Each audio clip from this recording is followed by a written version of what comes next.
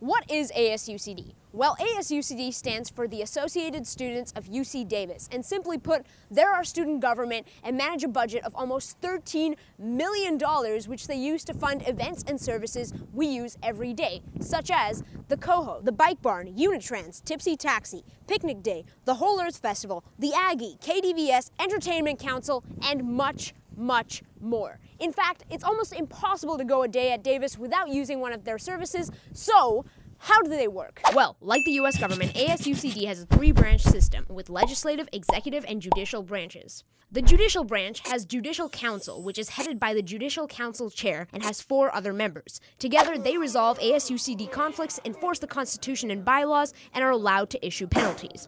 The executive branch has a lot going on, but is mainly headed by the ASUCD president, who, by the way, is also our main representative to the UC Davis admin, vice president, and controller. These 3 work together with the business manager to create a proposed budget for the units to allocate funding. And with the president's approval, the proposed budget becomes the president's proposed budget and is sent to Senate to get voted on. This is where the legislative branch comes in. The legislative branch is the ASUCD Senate, which has senators, commissions, and committees. The commission's chairs oversee their own commissions and also sit at the table as ex officio members and advise the 12 ASUCD senators on how to vote on different bills.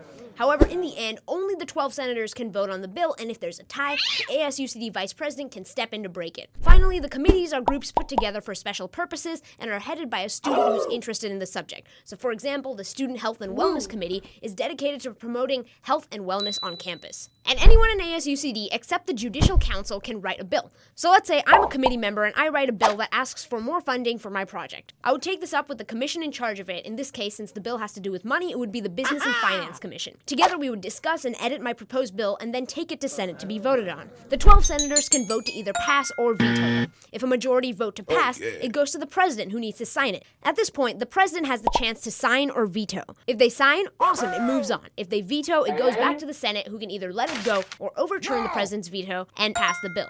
So let's say I discussed it with the commission and they sent it to Senate and they voted to pass it and the president signed it. One final step is left. It needs to go to Judicial Council, which will read through it and make sure it isn't violating the Constitution or bylaws. And if it's all good, then I get my funding. So that's how ASUCD works.